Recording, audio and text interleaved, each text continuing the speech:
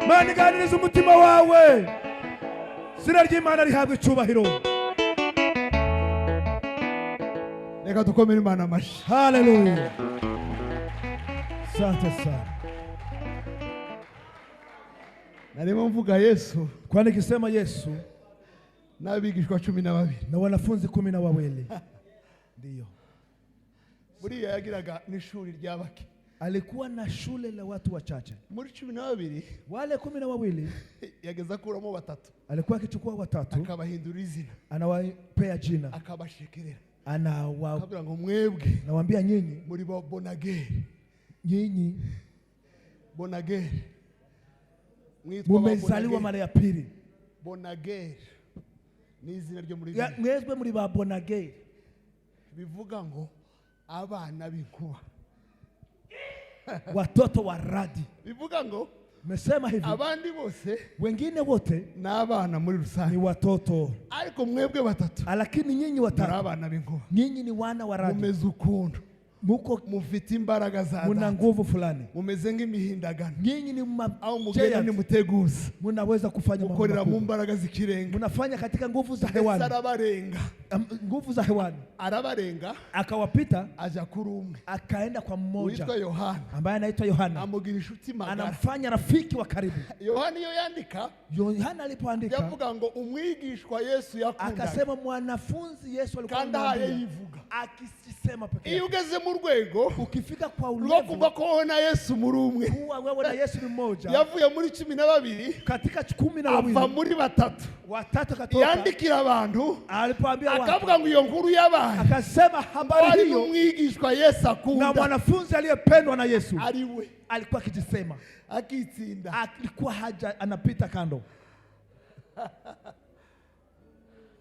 Umubyeyi wo mu mwuka. Baba wa kiroho. Mvuge Paulo na Timotheo. Niseme Paulo na Timotheo. Ni ahandi nasoma. Mahali nimesoma. Na Tito. Na Tito. Bombi n'abana bo. Wote ni watoto wa Paulo. Avuga ngo bana banje. Nasema wanangu nyakuri. Wanangu kirasmi wa ukweli. Ukeneye umubyeyi wo mu mwuka. Unahitaji mzazi wa kiroho. Ikintu cha mbere umubyeyi wo mu mwuka akora. Jambo la kwanza mzazi wa kiroho anafanya. Ikingiki muri bya bintu navuze. Jambo hili maya katika yale nimesema. Akorana isezerano nawe. Anafanya agano na wewe. Haba isezerano ry'ureranurerwa. Kuna agano la mlezi na yule analelewa. Babyita an agreement of belonging. Bivuga ngo haba isezerano ryo kuwe na wakabo wao. Ni agano la kuwa wake na yeye anakuwa wako. Aha niho umubyeyi n'urerwa. Hapa ni mahali mzazi na yele analelewa wanakubaliana ibihe byose. Wanakubaliana maisha yote. Ahandi bantu b'Imana. Mahali pengine wana wa Mungu. Tauzu utakaza umubyeyi wo mu mwuka. Hakuna yule anapoteza mzazi wa kiroho. Ugize amahirwe ukagira umubyeyi wo mu mwuka. Unapokuwa na bahati upate mzazi wa kiroho. Isezerano rya burundu. Lazima muwe na agano ya milele. Mwibuka makuru ya Rusi na Naomi. Kumbuka habari ya Rusi na Naomi. Nta kindi Naomi yakoreye Rusi. Hakuna jambo lingine Naomi alifanya kwa Rusi. Yaramubwiye ngo genda. Amemwambia enenda. Ushobora no kubona umugabo. Utapata bwana. Nubwo nashakwa none ndi Naomi. Hata kama nikiolewa leo mimi Naomi. Sinazara umwana ngo azagushaka. Siwezi kuzaa mtoto akuoe. Ariko yari yaramubereye umubyeyi wo mu mwuka. Lakini alikuwa mzazi wake wa kiroho. Amukura mu Imana z'Imoabu. Akamtoa miungu ya Kimoabu. Amubwira makuru y'Imana ya Israeli. Akamwambia habari ya Mungu wa Israeli. Aravuga ngo nubwo umugabo wanje yapfuye. Anamwambia kama bwana yangu amekufa. N'umugabo wawe akaba yarapfuye. Na mume wako amekufa. Na mwene se akaba yarapfuye. Na ndugu ya ariko Imana ya Israeli. Lakini Mungu wa Israeli. Iracyari Imana. Muri Mungu. Rusi amaze kumva ayo makuru. Rusi aliposikia maneno hayo. Aramubwira ngo kubera yuko umbwiye ayo makuru. Sababu mnaniambia habari hii. Imana yawe izaba Imana yawe. Mungu wako atakuwa Mungu wangu. Au uzajya niho nza. Mahali utakapoenda nitaenda huko. Au uzagwa niho nza. Mahali utakufa nitakufia hapo. Au uzambwa niho nza. Niyagira ikidutandukanya. Imana izaba imore kandi bikari. Ririya ni isezerano. Yavugaga umunyabyaha jewe nawe ko yagomba guhura na Kristo utarigeze akora icyaha.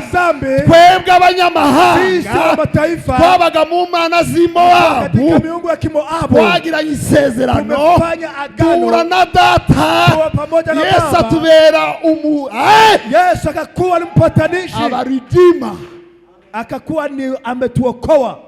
Kinsman, a redeemer. Yeye ni mwokozi. Araducungura. Akatuokoa. Umuryango wa Rusi warucitse. Familia ya Rusi ilikuwa umuryango wa Naomi warucitse. Ilikuwa tajiri. Ariko kubera ryasezerano. Lakini kwa sababu ya agano. Imana ya Israeli. Ya Mungu wa Israeli. Rusi ahura na Boaz. Rusi akakutana na Boaz.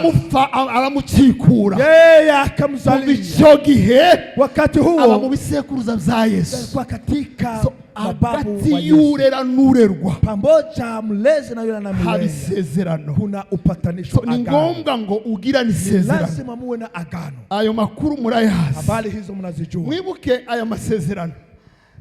Kumbuka hizo agano. Ngundi isezerano rya Daudi na Yonatani. Mimi ninapenda agano la Daudi na Yonatani. Yonatani si umuntu. Yonatani alikuwa ajabu. Mureke mabwire utuntu dutatu kuri Yonatani. Sikia mambo matatu kwa Yonatani. Kwantangaje. Haleluya. Mu buryo bwo mu mubiri. Katika kimwili Yonatani yari umuragwa kwa Sauli. Yonatani alikuwa ni murithi wa Sauli. Mu buryo bw'umwuka. Kiroho Daudi yari umuragwa kwa Sauli. Daudi alikuwa murithi kwa Sauli.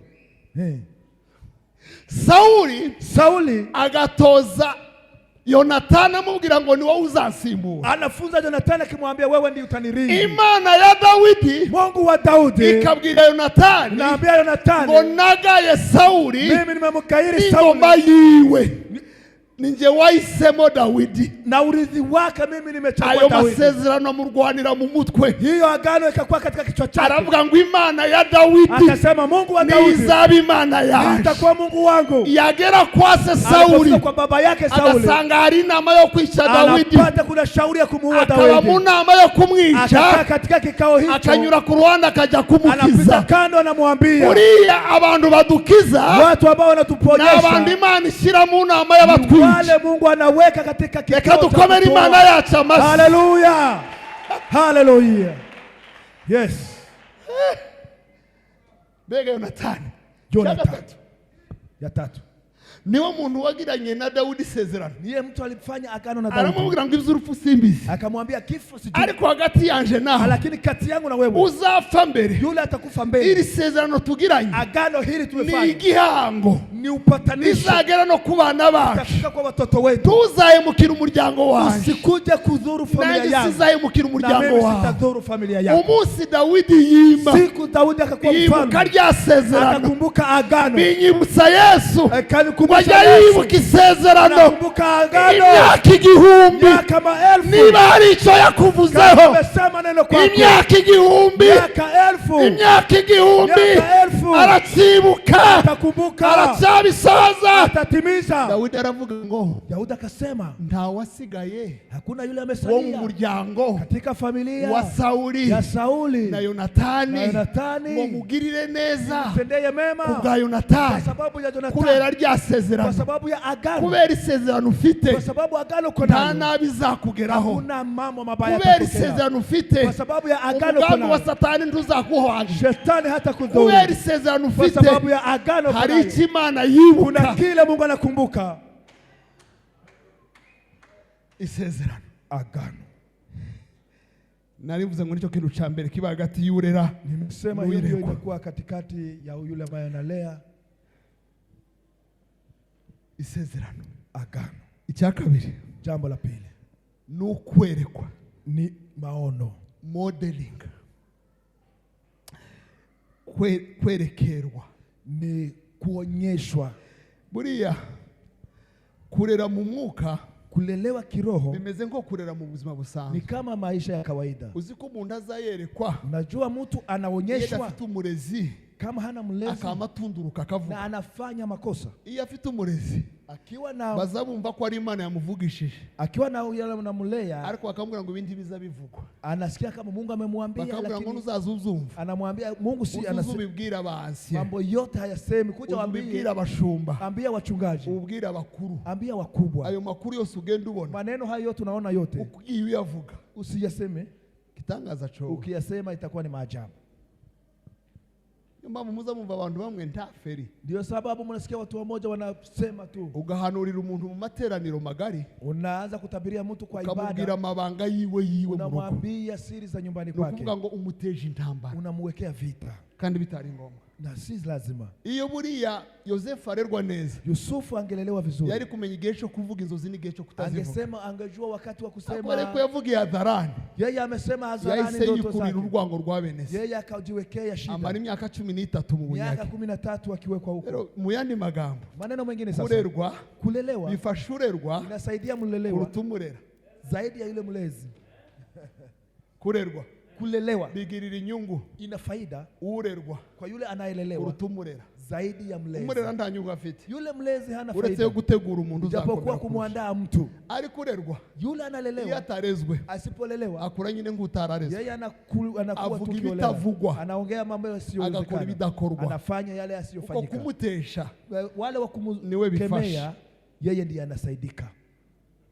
Kwa kenshi mambo mengi, nyakati nyingi abantu bahita bazamuka, watu wanajipandisha. Umuntu yagiye kwiga ishuri rya Bibiliya, mtu alienda kusoma Biblia, akaba afite abashumba bo bataryize, akiwa na wachungaji ambao hawasoma, n'impano y'ijambo, akakuwa na karama ya neno. Noneho sasa bamuhitamo kubwiriza, wakampatia na yaramaze iminsi abwira abantu ngo ntibajye bamvuga ngo mbwirize. Alikuwa anaambia watu hawajanipea nafasi. Noneho umushumba arabimenya, aravuga ariko ubundi niki cyatumye namukira. Mchungaji akasema, kwa nini sijampea nafasi? Ategura ijambo we aje kwemeza abantu, akaanza kuprepare sasa akuje kuonesha. Uzatinye kwemeza abantu, usikubalishe watu. Noneho kurya yariteguye, alipoandaa azana katsi, akaweka karatasi, agashira muri Bibiliya ku cyanditswe, akaweka hapa katika mwageza mubikora namwe, mlikuwa mnakifanya hivyo. Afunga Bibiliya, akafunga Biblia. Noneho ngo baramye barahimbaza, sinzi ukuntu Bibiliya ka katsi kavuyemo, hajui vile kale kagwa hasi, kalijane kakatoka. Noneho bamuhamagaye, walipomuita atambukana ma confidence menshi, akakuja na confidence nyingi sana, kwa ufite ijambo ugiye gutwika, akiwa na neno kabisa ya kuchoma. Ageze ari imbere, alipofika hapa mbele, arebye ka katsi arakabura, alipoangalia ile majana, yibagirwa na cyacanditswe, akakosa hata aragishaka pi, akatafuta wapi.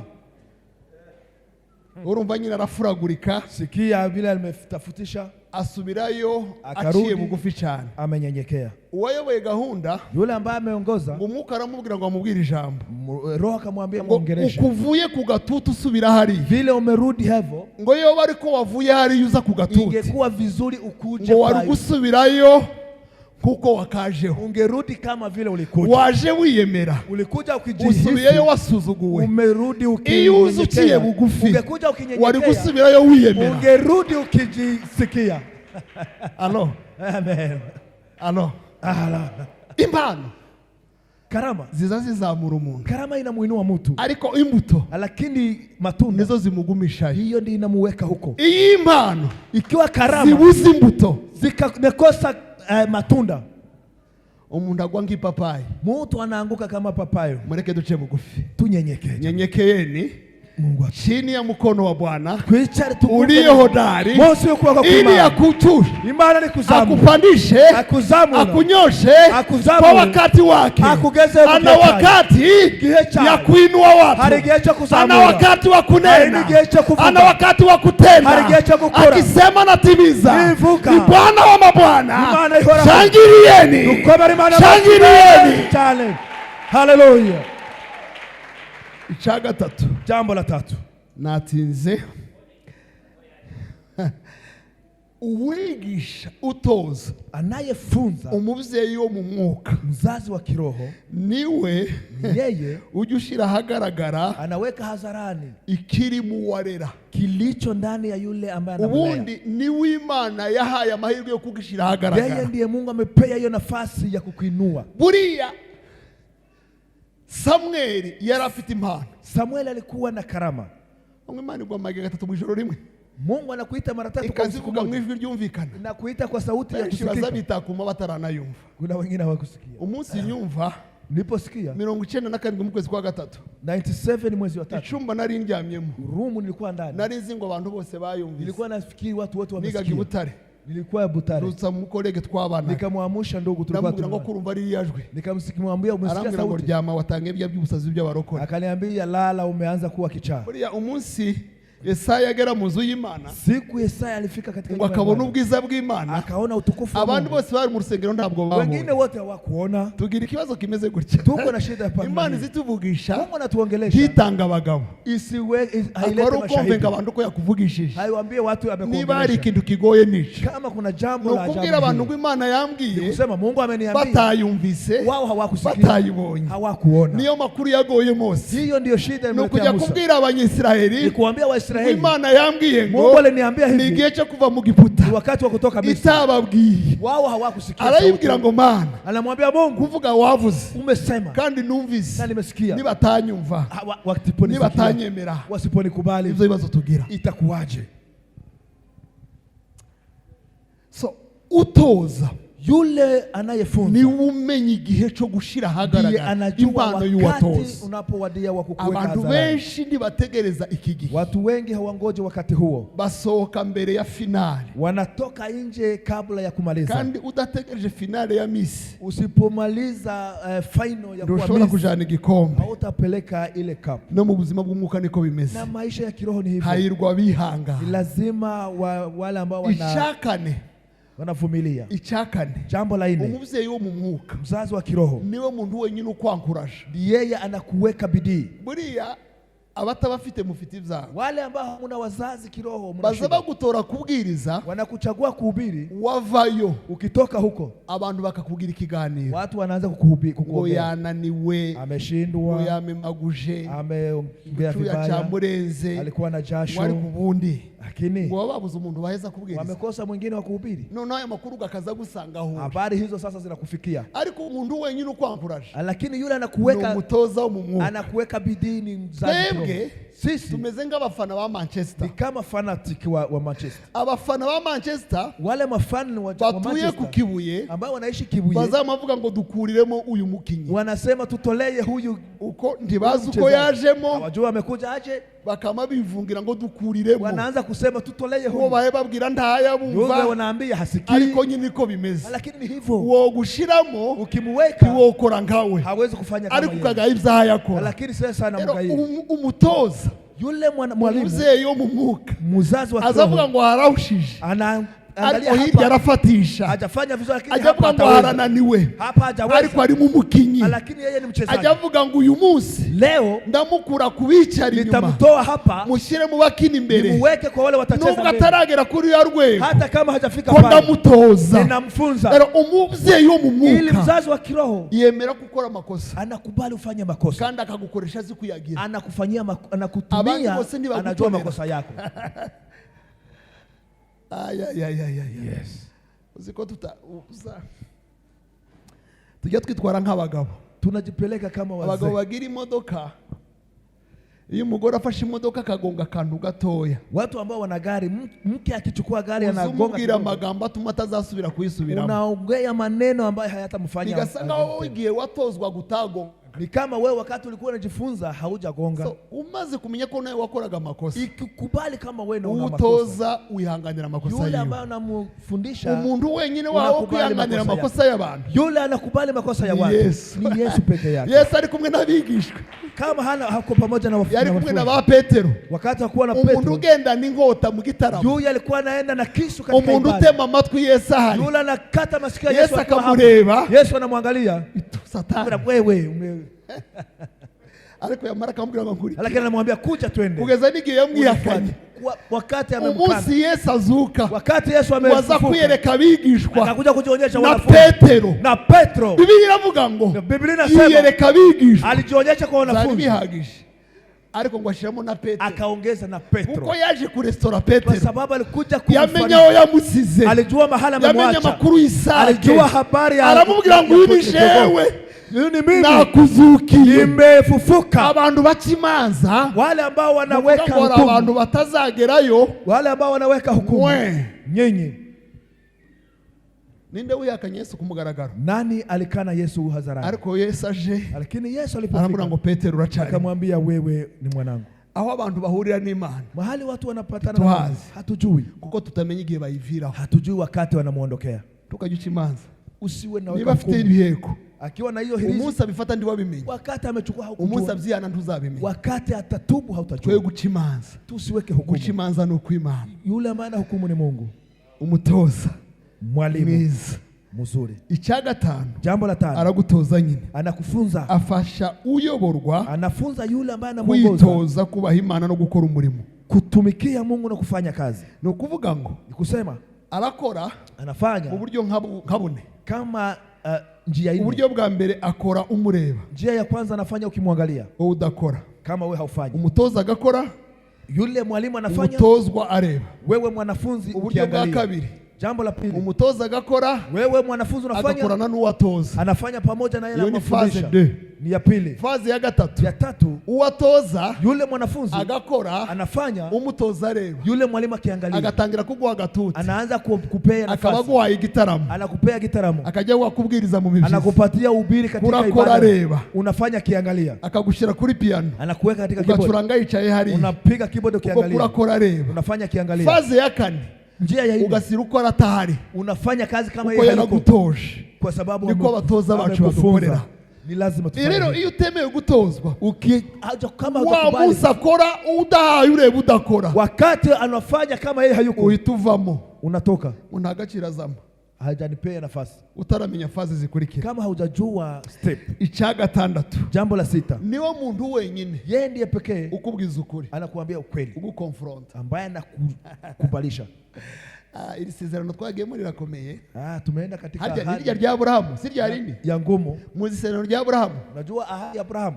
Imana yabwiye Abrahamu ya magambo. Mungu akamwambia Abrahamu. Rero mwinamubwira ngo abantu bo mu muryango wanje. Akamwambia ili watu hawa wakuwe taifa langu, wakuwe wanangu. Umuntu wese uzazuba muri mwebwe, kila mtu ndani yenu uzumukeba, uwe unamufanya circumcision. Ariko bamukebaga gute? Alikuwa na circumcision. Nta kinya cyahabaga, hakuna kumuweka, nta makasi yahabaga, hakuna makasi, ibuye, ilikuwa jiwe, yabakebeshaga amabuye, ilikuwa ni mawe. Reba umwana bakebesheje ibuye ajaje, mtoto ambaye ni mawe wamemkata na mawe, ariko kugira ngo aje mu isezerano, ili aingie katika ahadi, kuja mu isezerano, kuingia katika ahadi, ikiguzi, ahadi. Umuvyeyi wo mu mwuka, muzazi wa kiroho, ajabaga, anachinja, abandi bose bajya bagushekerera, wengine wanakumbebeleza, abandi bagakumbera amashi, wanakupigia makofi, nguri igitangaza, anakuambia wewe ni wa ajabu, akakubwira ngo, anakuambia ninde wakubwiye ko ari kuri abajya bakora, nani amekuambia wanafanya hivyo, abandi bakakubwira ngo, wengine wanakuambia wasimbutse tukuonera mu kirere, ulifika hewani, umuvyeyi akakubwira ngo, muzazi anakuambia, ninde wagutoje, anakuambia kusema kwa ndimi, ninde wakubwiye, nani amekuambia, niwe muntu wenyuze ugutinyu, yeye ndiye anakuambia ukweli. Iyo abantu bose bagutinya, hata wengine wakikuogopa, bajya bahora bagukomera amashi, wanakupigia makofi, ariko umuvyeyi wo mu mwuka, muzazi wa kiroho, arakubwira ngo icara, anakuambia keti, fukama, piga makofi, mimi nakuadhibu umwana ingoni, usimwache mtoto. Niba ushaka ko umwana wawe akura, ukitaka mtoto akuwe, wige kumutoza, wewe umufundishe, harimo no kumucaha na kumwadhibu, no kumubwira ukuri, na kumkemea, na kumwambia ukweli. Icyo ni gatandatu. Hiyo ni jambo la sita. Icya karindwi, la saba, he is the one to release you, niwe ukurilizinga, yeye ndiye anakuambia, anakupea, anakuachilia uende kwa kazi, ukuharugari, anakupea nafasi. Azagera akakubwira ngo ubu rero, anafika wakati nakuambia sasa, zamibwira abantu turi kumwe, tuko pamoja, tubana mu gihugu, tuko katika nchi moja, tubana no ku ishuri, tuko katika shule moja, sino kugenda ngo ngushoboye, siwezi kutembea juu yako, ni nta nubwo ngomba kubikora, lakini ni lazima nifanye hivi. Narakureze, nimekulea, naragutoje, nimekufundisha, naragucaje, nimekukemea, naragukubise niba byari ngombwa, ariko ubu ngubu, lakini sasa feel free, endelea, kubera yuko ujihisi uhuru, wamaze gukura, kwa sababu umekomaa. Ni umenya ko wakuze, ukijua umefanya, akakuririzinga, anakuliriza na kuacha. Ntabwo ari wowe umenya ko wakuze, yeye ndiye anajua kama umekomaa. Hari abantu, kuna watu bameze nk'umuhungu wari umaze iminsi ashaka gushaka, ni kama kijana alikuwa anataka kuoa, ariko sasa adafite inkanisha, baba yake hakuwa na ng'ombe nyingi, afite dukadukeya, alikuwa na ng'ombe kidogo, ngo nijoro akigira igihunyira, usiku anajifanya akajya inyuma y'inzu, anaenda nyuma y'inzu, bakavuga ngo kwera umwana, sema hoya mtoto, hoya mtoto, izo zizashira uzire bigenza gute? So arashaka inshingano, akatafuta vile atapata jukumu. Nyamara umutoza, mwalimu azigiye bizabera, anajua wakati itakuwa vizuri. Uriya Huyu azigiye agomba kuguhera ngo ucurange. Anajua ni siku gani atakupatia ucheze. Huyu azigiye agomba kugira ngo ubwirize. Anajua ni siku gani atakupatia uhubiri. Niko bimeze no mu muryango. Hivyo ilivyo. Umuryango wacu wa Busara. Familia yetu. No muryango w'Imana niko bikora. Familia ya Kikristo ni hivyo. Arakurilizinga. Anakuachilia. Akora umurimo ukomeye. Anafanya kazi kubwa. Kumenya ngo igihe kirageze. Ya kujua wakati umewadia. Yesu abana n'abigisha. Yesu akakaa na wanafunzi. Umunsi umwe. Siku moja. Arabwira ngo ngomba kugenda. Akawaambia lazima niende. Akabwira ngo uradusiga gute? Utatuacha aje? Ariko umunsi umwe. Akiri siku moja. Arababwira ngo akawaambia na ubutware. Nimepewa ufalme. Mwisi no mwijuru. Dunia na mbinguni. Nabanye namwe nk'aba. Nimekaa pamoja na watu wote. Ngo mutegereze Yerusalemu. Nawaambia muongoje Yerusalemu. Ariko nyamara. Lakini muzahabwa imbaraga. Mutapewa nguvu. Umwuka wera n'abamanukira. Roho akiwashukia. Ico gihe muzaba bahamya. Wakati wao mtakuwa mashahidi. Kumbamya. Wakunishahidi. Yicarana nabo. Niketi nao. Arababwira ngo. Akawaambia. Na ubutware bwose. Nimepewa mamlaka. Mwisi no mwijuru. Dunia na mbinguni. Noneho ni mugende. Kwa hiyo ni muende. Muhindura abantu bose kuba bigisha. Geuza watu wote kwa wanafunzi.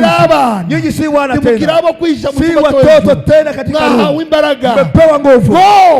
Enda. Hari igihe kuna wakati abana ngo genda. Na kuambia enda. Kandi kugenda. Na kuenda. Ni kuva muri comfort zone. Ni kutoka katika mahali unajihisi vizuri. Ntamugishuba muri comfort zone. Hawezi kukaa hapo tu kwa mahali pazuri. Arakurilizinga. Anakuachilia. Cyanyuma. La mwisho.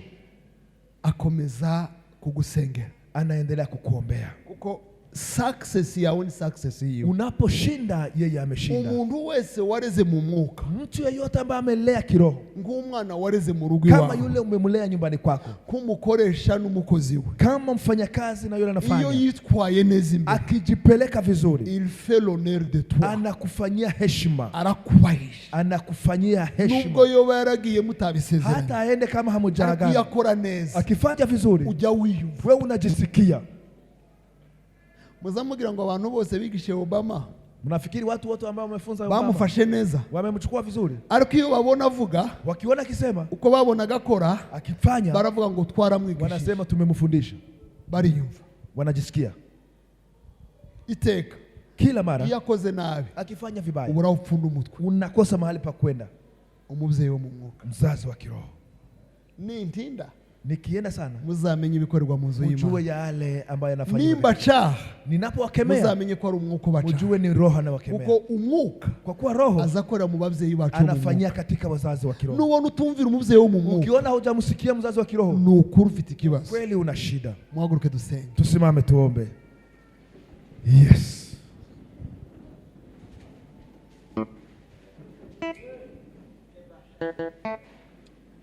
Sinzi indirimbo mwaririmba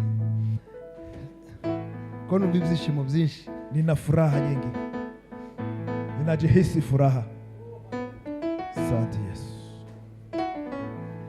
Amba hafi utumwambaro nambaye, amenyera kure ibyo nibwira.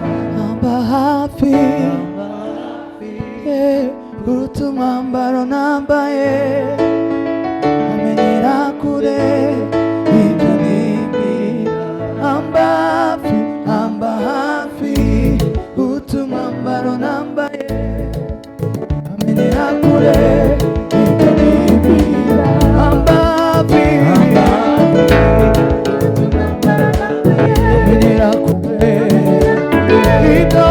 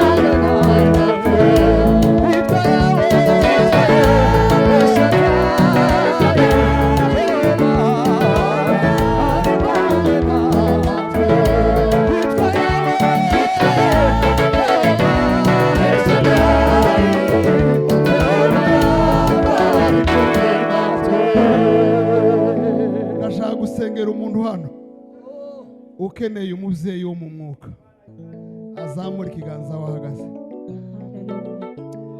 Mwakoze abazamuye ibiganza. Ngiye gusengana namwe aho muri.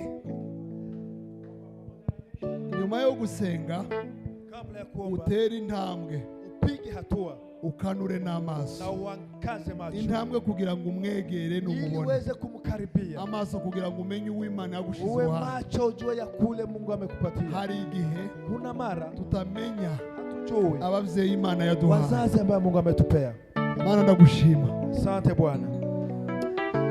Gira isengesho wisengera. Ujiombee. Asante Yesu. Wewe ni mwenye. Ndagushima Mana. Nashukuru Bwana. Asante. Wavuganye natwe. Asante Yesu. Buri muntu muri twebwe Kila mtu kati yetu akeneye umuvyeyi. anahitaji mzazi. Umupasiteri Kila akeneye umupasiteri. anahitaji mchungaji. Umushumba Mchungaji akeneye nawe umushumba. anahitaji mchungaji. Umuririmbyi Mwimbaji akeneye umuvyeyi wo mu mwuka. anahitaji mzazi kiroho. Umudiyakoni Dikon akeneye umuvyeyi. anahitaji mzazi. Abana bose bari hano Watoto wote wako hapa bakeneye abavyeyi. wanahitaji wazazi. Inkuru nziza ni Hayo twese sote turi abana, tu watoto dukeneye abavyeyi. tunahitaji wazazi. Tuba abavyeyi Mana, badufasha mu mpano zacu, watatusaidia, baturera mu ndegeke zacu, watatuongoza katika badukunda, wanatupenda abandi bose badutereranye. wakati ambao wengine wametuacha. Asante Yesu. Vugana n'imitima yacu, Ongea na mioyo yetu. vugana n'ubwenge bwacu, Ongea na mioyo yetu. vugana n'umwuka uturimo. Ongea na roho. Mwami wemere Baba ukubali. utuganirize. Uweze kutuongelesha. Buri muntu wese muri twebwe Kila yeyote ndani mwetu amenye agaciro ajue thamani ko kuba umwana urerwa. ya kuwa nawe. Amagambo meza Neno mazuri. Paulo yavuze, Haya Paulo amesema mugere ikirenge mu cyanjye tuweze kuweka katika kinyayo kuko nanjye nkigera mu cya Kristo. ameweka katika kinyayo ya Kristo. Paulo Paulo yumvaga ari umubyeyi alikuwa wawe, akisikia ni mzazi. hanyuma Yes. nabo bamwitaga umubyeyi wawe Mzazi wetu. kuko yababereye umubyeyi. Kwa yeye ni mzazi. Twese abantu batubera ababyeyi Tunahitaji wazazi. bataturambirwa, Tunahitaji wazazi. batadutererana, Ambao watatuacha. bataduhemukira, Ambao watatudhuru. batatuvugana, Ambao watatuongea mabaya. bataturwanya, Ambao watatukanisha. batadusenya, Ambao watatubomoa. ahubwo batwingingira, Ambao watusaidie. bishimira intsinzi yacu, Fanya mema. bishimira aho tugeze. Furahia mahali tunafika. Oh data, Asante Yesu. akenshi Asante Yesu. twebwe twitwara nk'abana b'ibirara, Kila vibaya. twitwara nk'abana b'ibirara, Haleluya. tukava mu miryango. Haleluya.